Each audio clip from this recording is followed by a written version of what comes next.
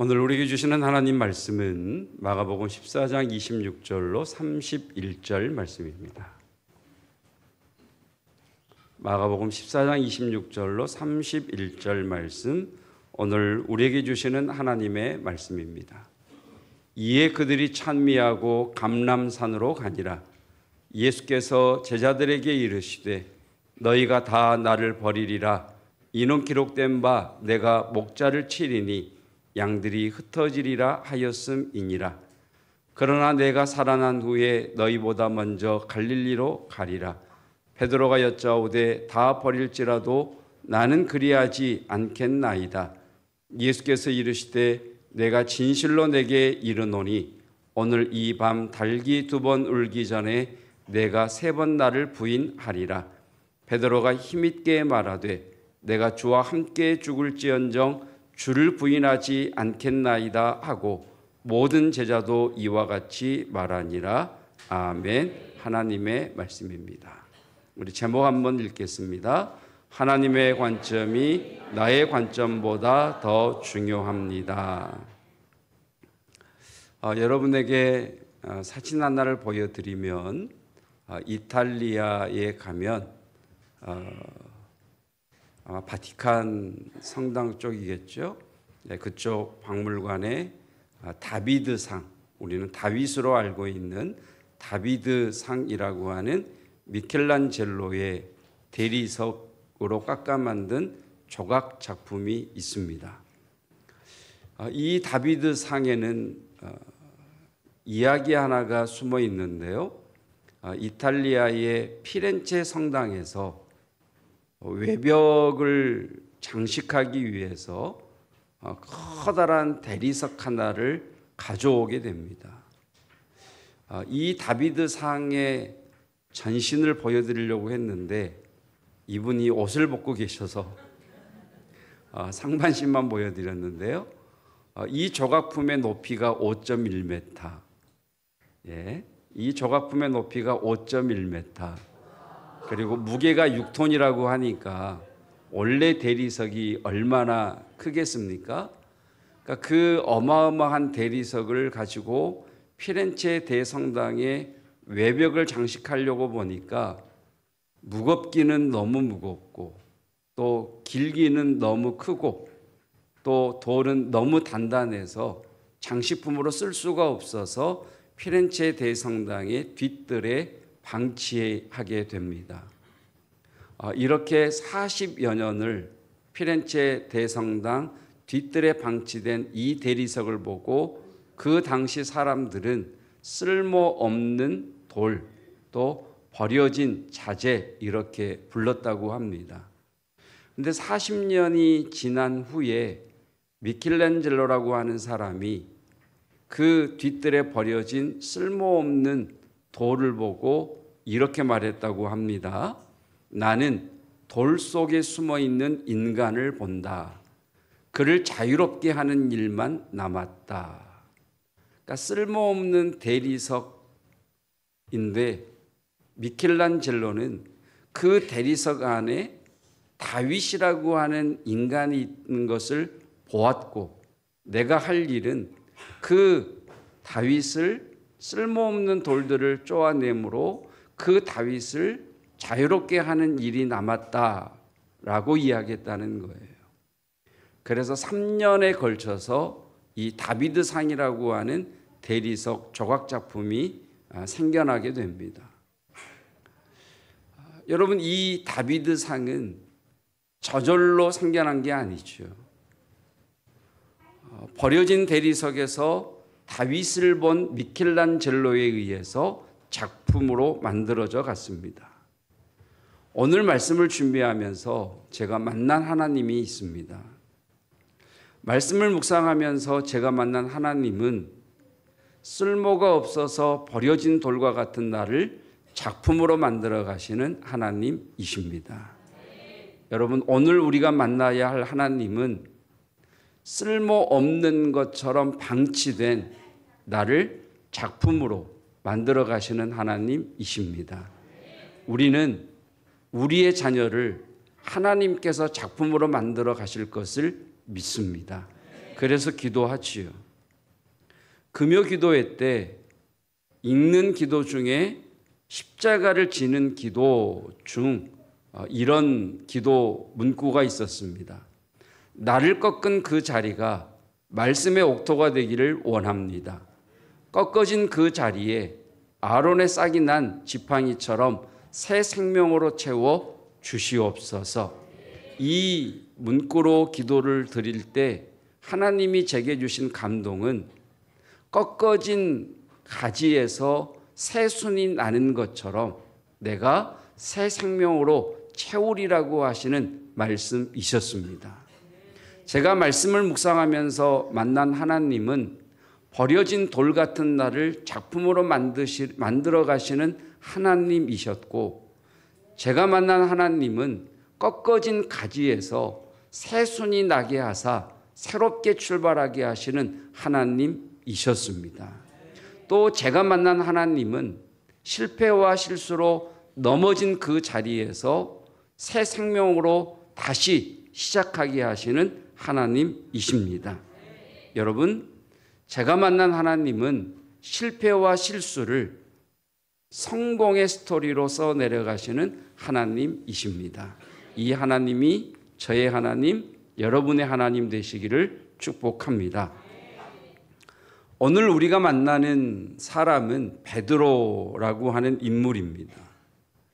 이 베드로라고 하는 사람이 어떤 사람인가 좀 곰곰이 묵상하면서 성경도 읽어보았더니 두 얼굴의 사나이 같습니다. 두 양면이 있는 것 같습니다. 한 면은 자신의 장점 때문에 예수님을 떠난 사람, 떠난 제자. 또 한 면은 자신의 실패와 실수 때문에 예수님을 붙잡은 제자. 역설적이지 않습니까? 자신의 장점 때문에, 자신의 강함 때문에 예수님을 떠난 제자. 동시에 자신의 실수와 실패 때문에 예수님을 붙잡은 제자. 이 양면의 모습이 오늘 우리가 만나는 베드로 안에 있다는 거죠. 성경을 보면요, 자신의 강점 때문에 믿음에서 넘어진 사람들이 많이 있습니다. 자기 장점 때문에 도리어 믿음에서 넘어졌다는 거죠. 자, 아브라함. 우리는 아브라함을 믿음의 조상이라고 부릅니다. 믿음의 조상이라고 하는 말은 최고의 믿음을 가진 사람이라는 이야기겠죠. 근데 이 믿음의 조상 아브라함이 흉년이 들었을 때에 애굽으로 내려가면서 하나님을 믿는 믿음이 없어서 자기 아내를 누이라고 2번이나 속이게 됩니다. 아브라함의 강점이 믿음인데 그 강점 때문에 아브라함은 넘어지게 되는 거죠. 자, 모세라고 하는 사람. 이 모세를 성경은 이 사람 모세는 온유함이 지면의 모든 사람보다 더하더라.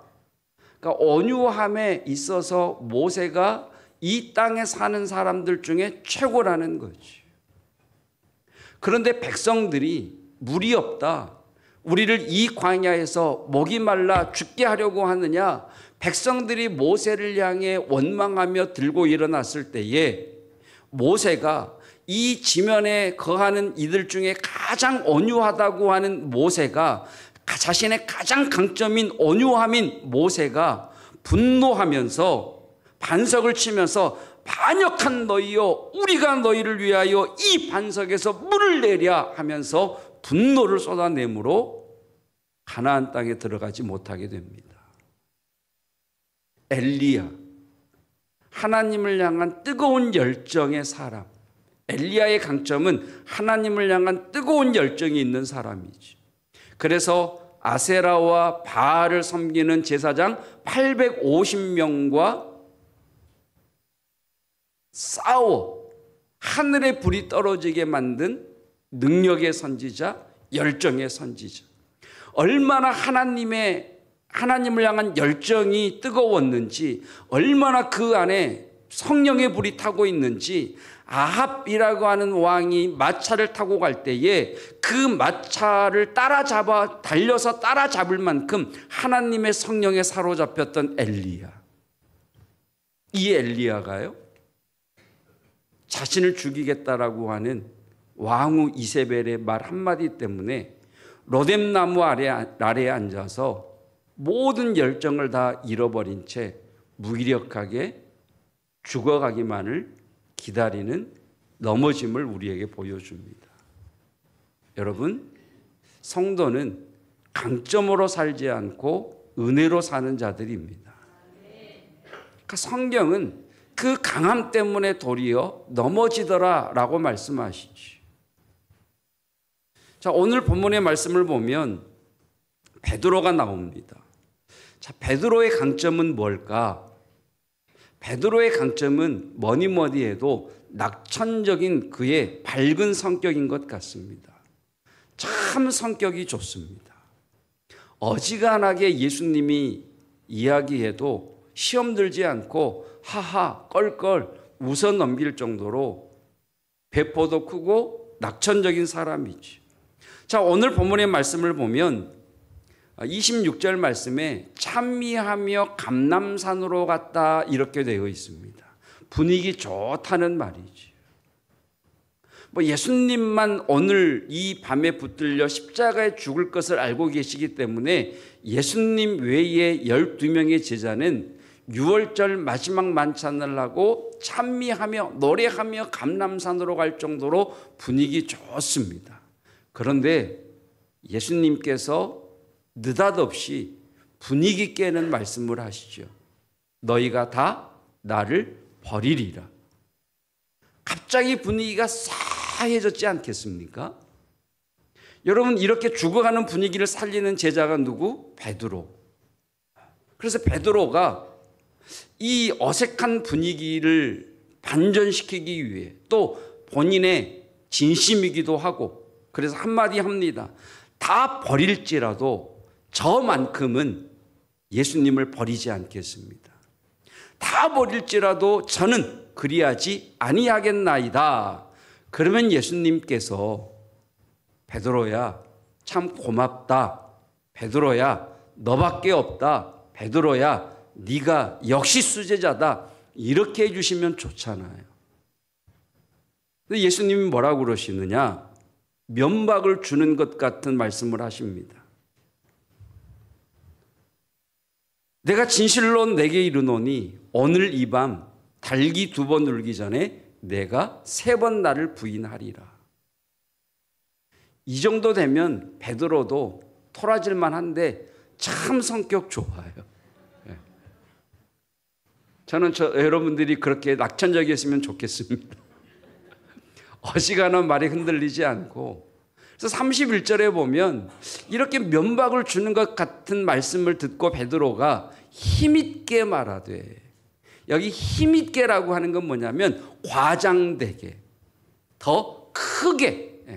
그러니까 네가 오늘 이 밤 달기 2번 울기 전에 3번 나를 부인하리라 라는 예수님의 말씀을 듣고 하하하 예수님 아니라니까요. 힘있게 내가 주와 함께 죽을지언정 주를 부인하지 않겠습니다라고 했더니 제자들이 감동을 받아서 우리도 그렇게 하겠습니다. 그러니까 이런 베드로는요 참 성격이 좋은 것 같아요. 낙천적인 성격, 긍정적인 성격, 이것이 베드로의 강점이죠. 두 번째 베드로의 장점은요 의리가 있다는 거예요. 여러분, 하나님에 대하여는 신의가 있고 사람에 대하여는 의리가 있는 사람 되시기를 축복합니다. 참 의리 없는 사람 참 많아요. 그러니까 베드로는 하나님에 대하여 신의가 있었고 예수님에 대하여 인의가 있었던 용감하고 담대하고 의리가 있는 것이 베드로의 강점이죠. 그래서 성경을 보면 대제사장이 보낸 사람들이 예수님을 붙잡으러 왔을 때 칼을 꺼내 그들을 맞선 유일한 제자가 베드로입니다. 의리 있죠. 그리고 다른 제자들은요, 이 감람산에서 모두 예수님을 버리고 도망갔는데 그래도 예수님이 붙잡혀간 대제사장의 저택까지 끝까지 따라간 제자는 베드로입니다. 이 정도면 의리 있지 않습니까? 용감하지 않습니까? 담대하지 않습니까? 그런데 66절로 72절 말씀을 보면 그런 베드로가 여종의 한마디에 와르르 무너져 버립니다. 베드로는 아랫뜰에 있더니 대제사장의 여종 하나가 와서 베드로가 불 쬐고 있는 것을 보고 주목하여 이르되 너도 나사렛 예수와 함께 있었도다. 이 말 한마디 딱 듣고 68절 베드로가 부인하여 이르되 나는 내가 말하는 것이 무엇인지 알지도 못하고 깨닫지도 못하겠노라. 야, 네가 무슨 말 하는지 모르겠어 라고 손살에 치며 부인하며 앞들로 자리를 옮겨요. 그랬더니 그곳에서 또 여종이 그를 보고 곁에 있는 사람들에게 저 사람 예수 당이에요. 예수도당. 예수와 따라다녔던 사람이에요. 그러니까 70절 또 부인하죠. 두 번 부인했죠. 조금 후에 곁에 서 있는 사람들이 베드로에게 말하되 너도 갈릴리 사람이니 참으로 그 도당이니라. 그랬더니 베드로가 71절 나같이 그러나 베드로가 자 어떻게 저주하며 또 맹세하되 단순히 부인한 정도가 아니죠. 내가 예수와 같이 다닌 사람이라면 내가 저주를 받아 마땅해요 라고 저주하며 내가 하나님 앞에 맹세하는데 결단코 나는 예수와 함께 다닌 사람이 아니다라고 부인했다는 거죠. 3번 부인한 것만이 아니라 저주하고 맹세하면서까지 예수님을 부인했다는 거죠. 그리고 72절에 보면 제일 마지막에 그 일을 생각하고 울었더라 이렇게 되어 있습니다. 자, 여기서 두 가지 질문을 해 보십시다. 첫째, 그렇게 낙천적이고 진취적이고 긍정적이고 의리가 있고 용감한 베드로가 어떻게 여종의 한마디에 무너질 수 있었을까? 이것이 첫 번째 의문이고요. 두 번째 질문은 부인할 수 있죠. 그런데 밖에 나가서 울었다라고 되어 있어요. 누가복음에서는 심히 통곡했다 이렇게 되어 있어요. 단순히 눈물만 쭈르륵 흘린 것이 아니라 창자가 끊어지는 애통함을 가지고 소리 지르며 통곡했다는 거예요. 예수님을 부인할 수 있지. 그런데 심히 통곡할 만큼 왜 울었을까? 왜 울었을까? 왜 베드로는 한순간에 무너졌을까? 왜 울었을까? 그 두 가지 질문이죠.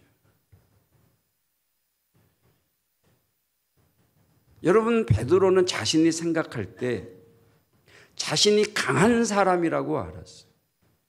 자신은 성격이 꽤 쾌활하고 낙천적이고 진취적이고 늘 긍정적으로 생각하는 사람이라고 알았어요. 자신은 하나님에 대하여는 신의가 있고 예수님에 대하여는 인의가 있는 의리 있는 그런 사람이라고 자신을 알았어요. 그런데 그렇게 자신의 장점이 낙천적이고 의리가 있고 뒤로 물러서지 않고 용감하고 긍정적인 것이 자기의 장점인 줄 알았는데 예수님을 3번이나 부인하는 자신을 보면서 아, 나는 낙천적인 사람, 긍정적인 사람이 아니라 남들의 인정을 받고 싶은 사람이었구나. 나는 의리가 있는 사람이 아니라 욕심이 많은 사람이었구나. 진짜 자기 자신을 본 거지. 무엇보다도 내 강함 때문에, 나의 강함 때문에 여기까지 온 것이 아니라 예수님의 은혜 때문에 내가 여기까지 온 것이라는 것을 알았기 때문에 그는 울며 통곡했던 거죠. 여러분, 베드로의 인생을 되짚어 보면 베드로는 실패와 실수 때문에 성공한 사람입니다.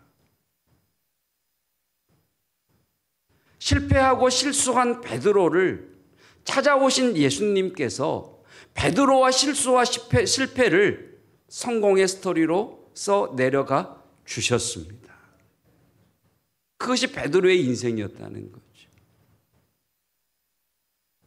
베드로가 예수님의 부름을 받을 때가 언제였습니까? 밤이 맞도록 바다에 나가 그물을 던졌지만 물고기 한 마리 잡지 못한 인생의 실패의 때, 그때 예수님의 부름을 받고 예수님의 제자가 되잖아요. 베드로의 믿음이 강화될 때가 언제였습니까? 물 위로 걸어오시는 예수님을 보고 자신도 물 위를 걷다가 넘실거리는 파도를 보고 바다에 빠져 죽어갈 때 다가오셔서 손을 붙잡고 함께 배에 올라가신 그 예수님 때문에 베드로의 믿음은 강화될 수 있었던 거죠. 누가 큰 자냐?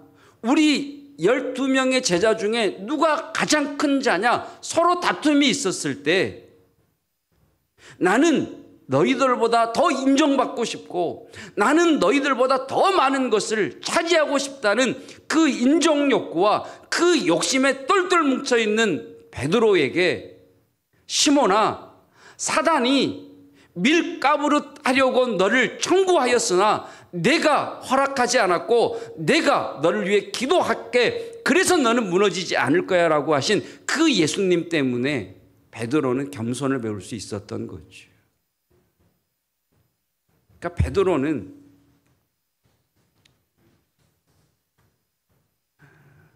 한마디로 말하면 자신의 강함 때문에 예수님을 떠났다면 자신의 실수와 실패 때문에 예수님을 붙잡은 사도, 이렇게 정의할 수 있겠습니다.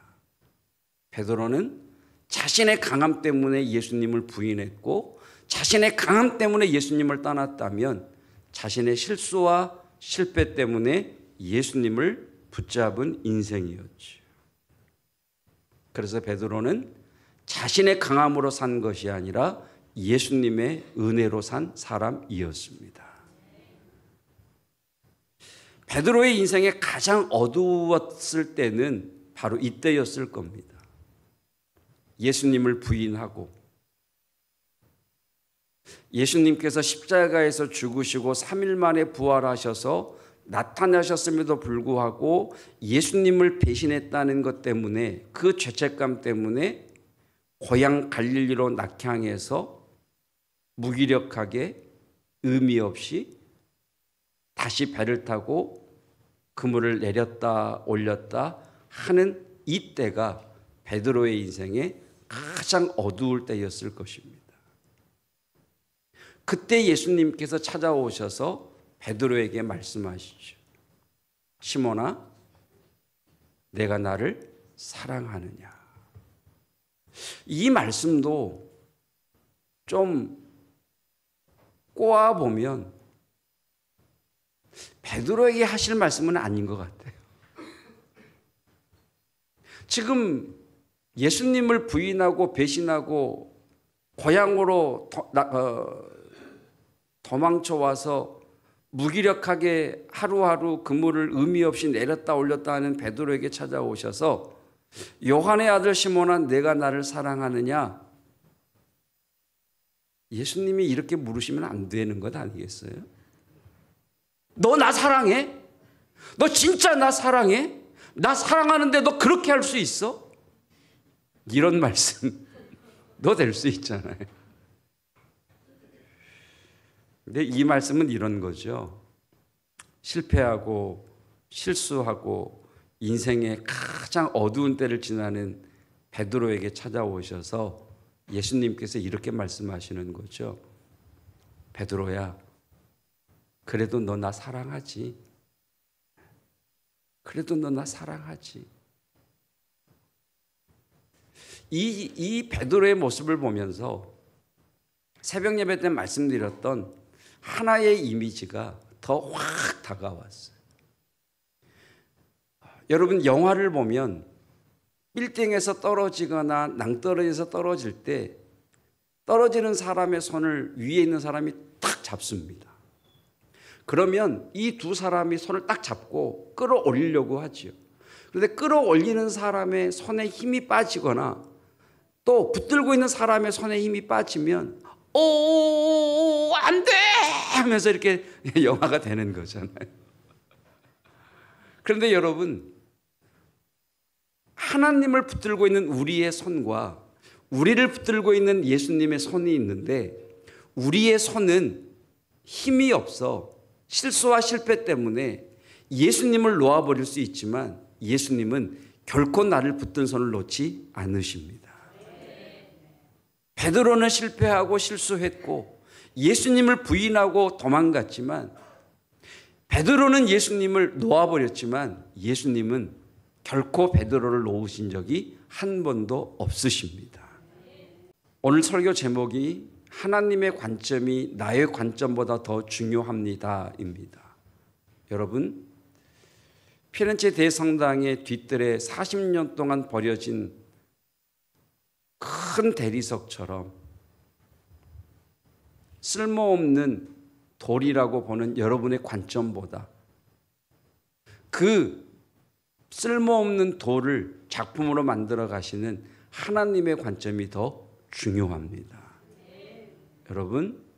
여러분 삶 가운데 인생의 흑암을 지나고 있는 분이 계시다면 여러분 이 말씀을 기억하십시오.